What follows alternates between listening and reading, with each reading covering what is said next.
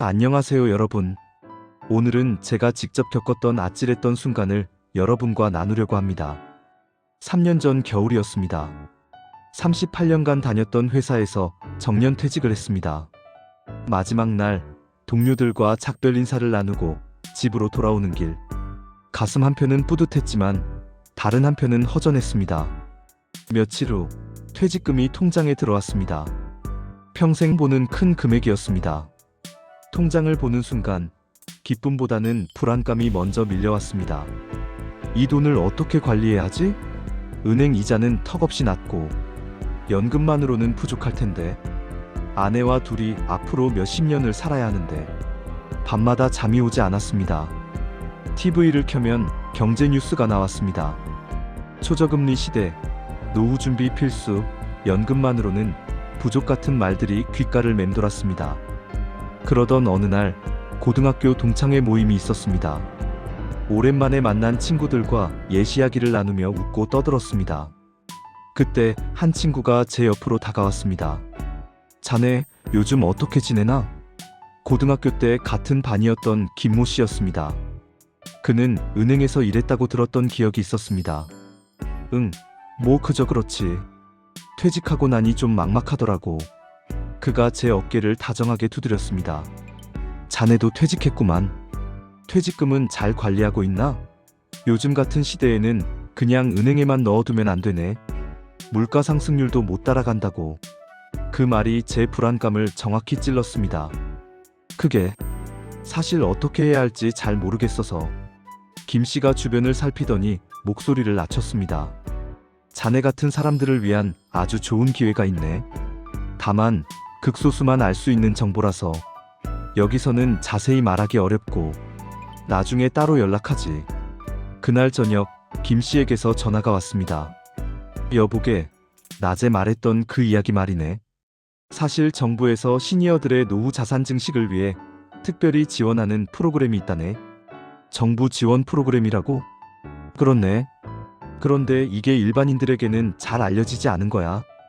우리 금융권 사람들이나 알 수 있는 극비 정보지. 자네 같은 오랜 친구니까 특별히 알려주는 거야. 그의 말투는 진지했고 친절했습니다. 40년 지기 친구인데 거짓말을 할 리 없다고 생각했습니다. 원금은 100% 보장되고 매월 안정적인 수익이 나온다네. 정부 보증이니 안전하고. 그게 정말인가? 물론이지. 그런데 말이야, 처음부터 큰 돈을 넣기 부담스럽다면 소액으로 먼저 시작해보는 게 어떤가? 한 500만 원 정도만 먼저 넣어보게. 한 달 뒤에 이자를 직접 확인해보고 나서 결정해도 늦지 않아. 그 말이 합리적으로 들렸습니다. 작은 금액으로 먼저 확인해보는 것이니 손해볼 것도 없다고 생각했습니다. 며칠 후 김 씨가 직접 집으로 찾아왔습니다. 말끔한 정장 차림에 고급스러운 서류 가방을 들고 있었습니다. 여기 계약서일세. 정부 인증마크도 찍혀있고 이건 금융감독원 등록 번호야. 서류는 그럴싸해 보였습니다. 화려한 컬러 인쇄에 각종 도장과 직인이 찍혀 있었습니다. 복잡한 금융 용어들이 빼곡히 적혀 있었지만 정확히 이해하기는 어려웠습니다. 여기 보게. 월 수익률이 3%라네. 은행 이자와는 비교가 안 되지? 저는 500만 원을 송금했습니다. 한 달이 지났습니다. 어느 날 아침 통장을 확인했습니다. 놀랍게도 정확히 15만 원의 이자가 입금되어 있었습니다. 3% 수익, 딱 약속한 대로였습니다. 역시 믿을만하군. 제 마음속 경계심이 완전히 무너지는 순간이었습니다. 아내에게도 자랑스럽게 말했습니다. 당신, 내가 좋은 투자처를 찾았어. 은행보다 훨씬 낫더라고. 그 후로도 2달 더 매달 정확하게 이자가 들어왔습니다. 이제 김 씨는 제게 완전한 금융 전문가처럼 보였습니다. 어느 날 김 씨가 다시 연락했습니다. 자네, 그동안 수익 잘 받았겠네? 그런데 말이야, 지금 특별 프로모션 기간이라네. 1억 이상 투자하면 월 수익률이 5%로 올라간다네. 게다가 정부에서 특별 보너스까지 준다고 하더군. 1억이라. 그건 좀. 자네, 지금까지 석 달 동안 한 번도 약속 안 지킨 적 있었나? 원금도 보장되고 언제든지 찾을 수 있다네. 다만 이 기회는 이번 달까지만이야. 다음 달부터는 일반인은 가입도 못한다네. 그의 목소리에 급박함이 묻어났습니다. 생각해볼 시간을 좀. 물론이지. 하지만 너무 오래 고민하다가 기회를 놓치면 안 되니까. 다른 사람들도 줄 서 있다네. 빨리 결정하는 게 좋을 거야. 그날 밤 잠을 이룰 수 없었습니다. 머릿속에서 두 가지 생각이 싸우고 있었습니다. 원금도 보장되고 지금까지 석 달 동안 한 번도 문제 없었잖아. 월 5%면 한 달에 500만 원이야. 1년이면 6천만 원이고. 이건 놓칠 수 없는 기회야. 하지만 다른 한편에서는 작은 목소리가 속삭였습니다. 퇴직금 전부를 한 곳에 넣는다고? 정말 괜찮을까? 아침이 되자마자 김 씨에게 전화했습니다. 김 선배 생각해봤는데 전액은 좀 부담스럽고 한 5천만 원 정도만 먼저 넣으면 안 될까? 전화기 너머로 김 씨의 한숨소리가 들렸습니다. 자네, 이게 얼마나 좋은 기회인데? 5천만 원으로는 특별 등급이 안 돼. 최소 1억은 되어야 프리미엄 혜택을 받을 수 있다네. 다른 사람들은 2억, 3억씩 넣는데. 그래도. 알았네, 알았어. 그럼 이렇게 하지. 내가 특별히 본부에 부탁해서 자네만 8천만 원으로 해줄게. 이것도 정말 특혜야. 하지만 오늘 중으로 결정해야 하네. 내일이면 이 상품 마감이거든. 그 순간부터 김 씨의 전화와 문자가 폭탄처럼 쏟아졌습니다. 오전 11시 전에 생각해봤나? 시간이 별로 없다네. 오후 2시 지금 본부에서 연락 왔는데 오늘 5시까지만 접수 가능하다더군. 오후 4시 전에 진짜 마지막이야. 지금 결정 안 하면 다시는 이런 기회 없네. 손에 땀이 나기 시작했습니다. 심장이 빠르게 뛰었습니다. 컴퓨터 앞에 앉아 인터넷 뱅킹 화면을 켰습니다. 받는 사람 계좌번호를 입력했습니다. 금액란에 8천만이라고 쳤습니다. 손가락이 떨렸습니다. 이걸 누르면 우리 노후가 안정되는 거야. 5% 수익이면 계산해봐. 연금보다 훨씬 많아. 마우스 커서가 확인 버튼 위에 올라갔습니다. 바로 그 순간 문득 이상한 생각이 들었습니다. 잠깐, 왜 이렇게 급하게 재촉하지? 정말 좋은 상품이면 내일도 모레도 있을 텐데. 머릿속에 아내가 했던 말이 떠올랐습니다. 여보, 세상에 쉽게 돈 버는 방법은 없어요.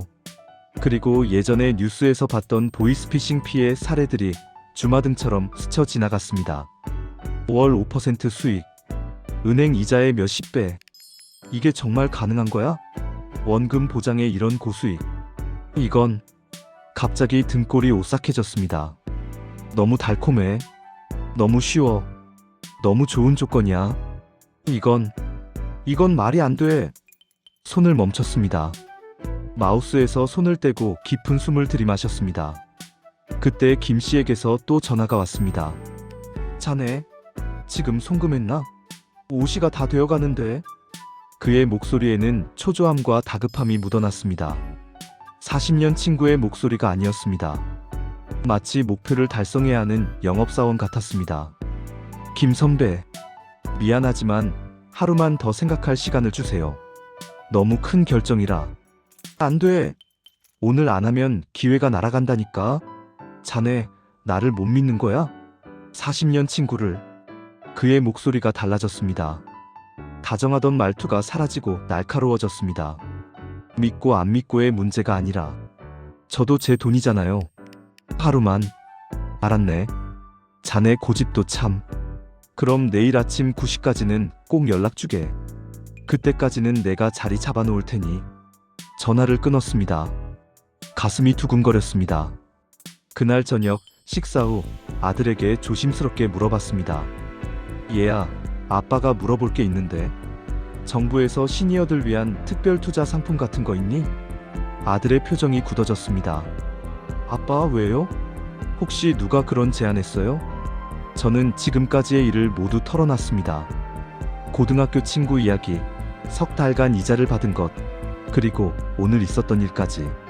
아들은 제 말을 다 듣더니 심각한 표정으로 말했습니다. 아빠, 그거 100% 사기예요. 전형적인 수법이에요. 뭐? 하지만 석 달 동안 이자를. 그게 바로 수법이에요. 처음에 소액으로 신뢰를 쌓고 이자도 제때 주면서 안심시킨 다음 큰돈을 송금하게 만드는 거예요.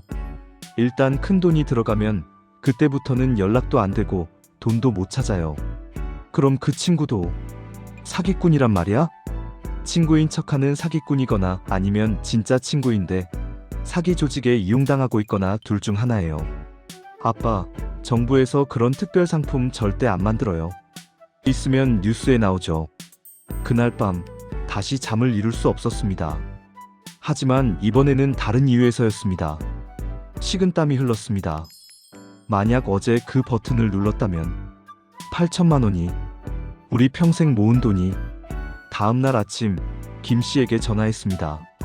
김 선배, 죄송하지만 투자는 안 할 것 같습니다. 가족들과 상의했는데 반대가 심해서요. 잠시 침묵이 흘렀습니다. 그래, 그럼 할 수 없지. 자네 손해인데 뭐. 그 후로 김 씨의 연락은 뚝 끊겼습니다. 40년 친구였지만 제가 투자를 거절하자마자 연락이 사라졌습니다. 한 달 후 경찰서에서 연락이 왔습니다. 김 씨를 포함한 일당이 사기 혐의로 체포되었다는 소식이었습니다. 피해자가 수십 명이고 피해액만 수십억 원이라고 했습니다. 그때 제가 송금 버튼을 눌렀다면 저도 그 피해자 중 한 명이었을 겁니다. 여러분, 오늘 제 이야기를 들으시면서 어떤 생각이 드셨나요? 저는 이 경험을 통해 세 가지를 깨달았습니다. 첫째, 세상에 쉽고 빠르게 큰 돈을 버는 방법은 없습니다.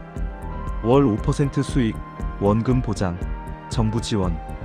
이런 말이 한꺼번에 나온다면 의심해야 합니다. 너무 좋은 조건은 독입니다. 둘째, 아무리 믿는 사람이라도 돈 문제는 별개입니다. 40년 친구도 사기꾼이 될 수 있습니다. 친구, 친척, 심지어 가족도 사기 조직에 이용당할 수 있습니다.